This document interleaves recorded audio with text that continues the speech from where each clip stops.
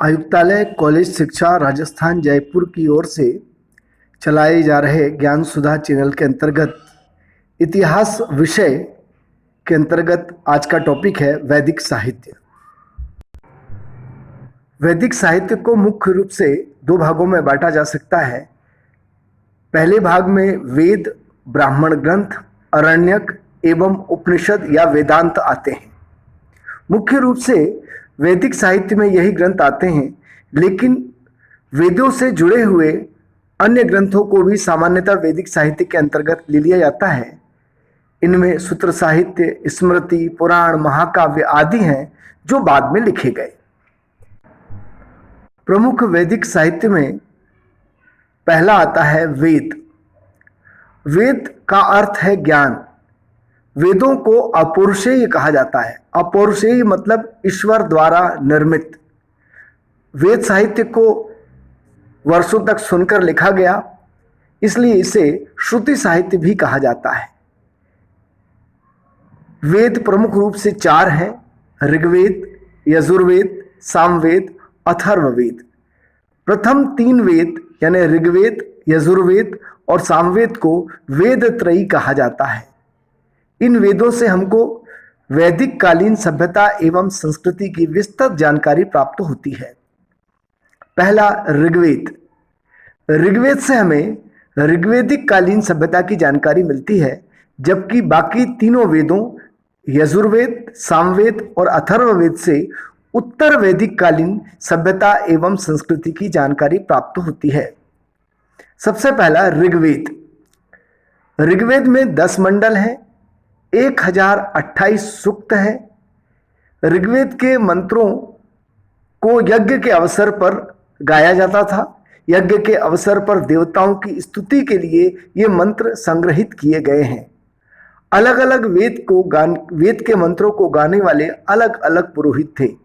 ऋग्वेद के पुरोहित को ह्रोत कहते थे। ऋग्वेद 5 शाखाओं में विभाजित है: शाकल, वाष्कल, आश्वलायन, शंखायन एवं मांडुक्य। दूसरा यजुर्वेद। यह कर्मकांड से जुड़ा हुआ है। इसमें यज्ञ को संपन्न कराने के उपयोगी मंत्र हैं। कैसे यज्ञ को संपन्न कराया जाता है, इसके बारे में यजुर्वेद में लिखा गया है। इसका उच्चारण करने वाले पुरोहित को अध्वर्यु कहा जाता था। यजुर्वेद 2 भागों में विभाजित है: कृष्ण यजुर्वेद और शुक्ल यजुर्वेद। इसके बाद तीसरा वेद है सामवेद। इसमें यज्ञ के अवसर पर गाए जाने वाले मंत्रों का संग्रह है। इन मंत्रों को गाने वाले पुरोहित को उद्गाता कहते थे। संगीत शास्त्र का जन्म सामवेद से ही माना जाता है। इसमें 1549 ऋचाएं हैं। इसमें से अधिकांश ऋचाएं ऋग्वेद से ही ली गई हैं। चौथा वेद है अथर्ववेद। इसमें कुछ ऋचाएं तो यज्ञ से संबंधित और ब्रह्म विद्या से संबंधित हैं, किंतु अधिकांश ऋचाएं मनुष्यों के विश्वास, जादू टोना, तंत्र मंत्र आदि से संबंधित हैं। कुछ रोग निवारण, कृषि संबंधी जानकारी आदि के बारे में बातें करती हैं। अथर्ववेद को ब्रह्मवेद भी कहा जाता था। इनके मंत्रों का उच्चारण करने वाले पुरोहित को ब्रह्म भी कहा जाता था। यज्ञ के अवसर पर यज्ञ का निरीक्षण करने वाले को भी ब्रह्म कहा जाता था।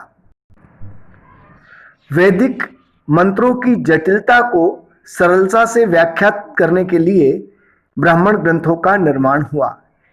इनमें वैदिक विषयों की सरल व्याख्या है जो गद्य में है। मुख्य रूप से यज्ञ विषयों का प्रतिपादन है। हर वेद का अलग अलग ब्राह्मण ग्रंथ है।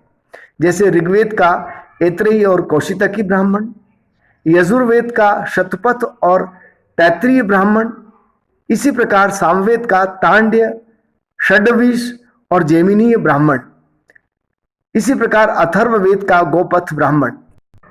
इसके बाद कुछ दार्शनिक ग्रंथ हैं। इनमें अरण्यक। अरण्यकों की रचना वनों में की गई थी, अरण्य में की गई थी। इस कारण इसे आरण्यक ग्रंथ भी कहा जाता है। यह दार्शनिक ग्रंथ है। इनमें चिंतन की प्रधानता है। इन ग्रंथों में वानप्रस्थ आश्रम के यज्ञ एवं कार्यों का विवरण है। प्रमुख आरण्यक, तैत्तिरीय, जैमिनी और छंदोग्य हैं। वेदों के अंत में लिखे गए ग्रंथ उपनिषद या वेदांत कहलाते हैं। इन्हें वेदांत इसलिए कहा जाता है क्योंकि ये वेदों के अंत में लिखे गए।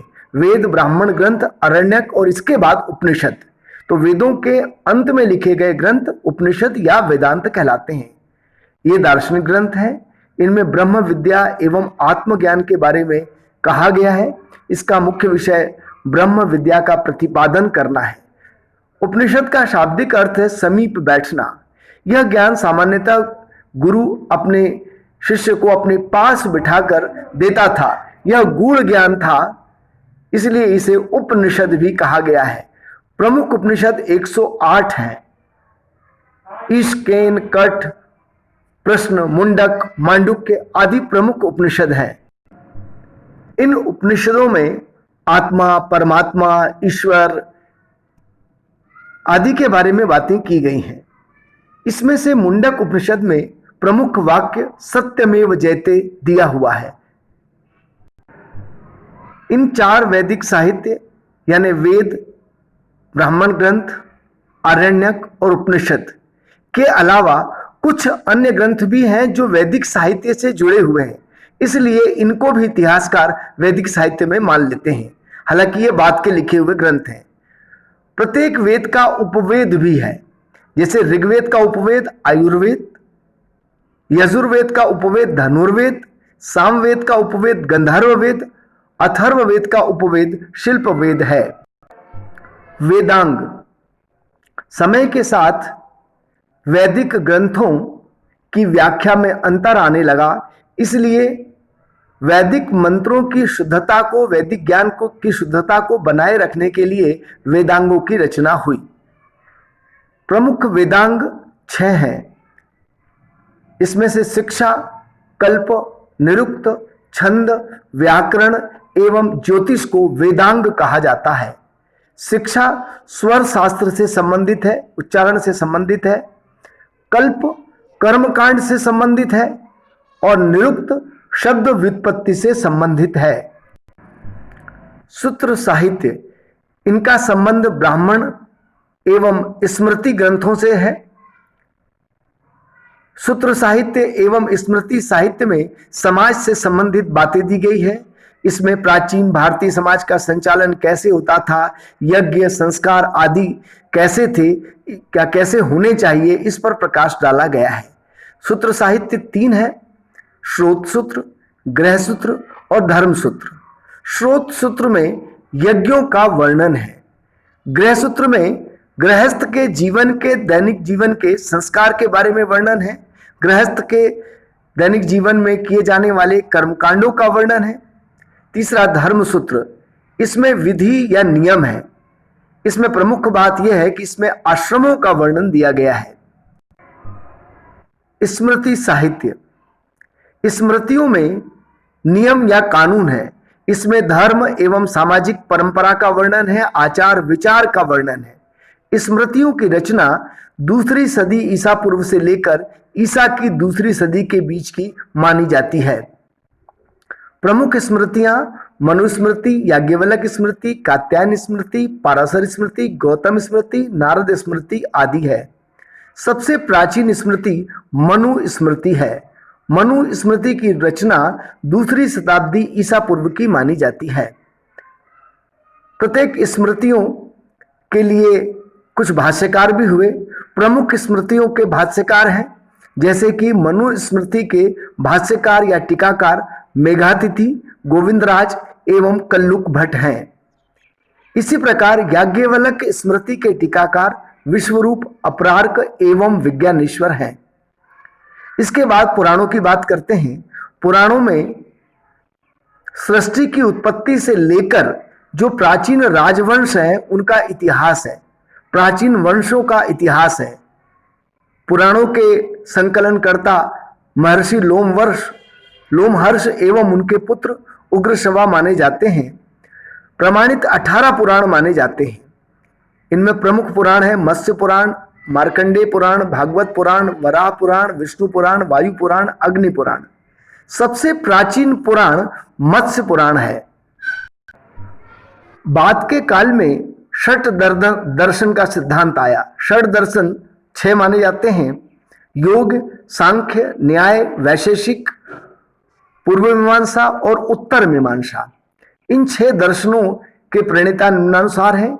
योग दर्शन के प्रणेता पतंजलि हैं, सांख्य दर्शन के प्रणेता कपिल हैं, न्याय दर्शन के प्रणेता गौतम हैं, वैशेषिक दर्शन के प्रणेता कणद माने जाते हैं, पूर्व मीमांसा के जैमिनी और उत्तर मीमांसा के बादरायण माने जाते हैं।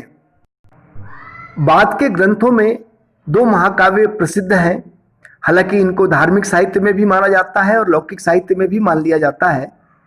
इनमें रामायण और महाभारत प्रमुख हैं।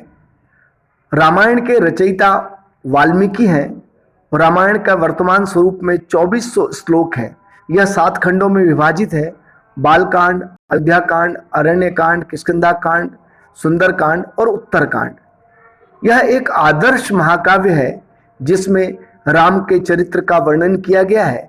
इसमें उच्च नैतिक आदर्श प्रस्तुत करने का प्रयास किया गया है। समाज की व्यवस्था कैसी होनी चाहिए, इस पर प्रकाश डाला गया है।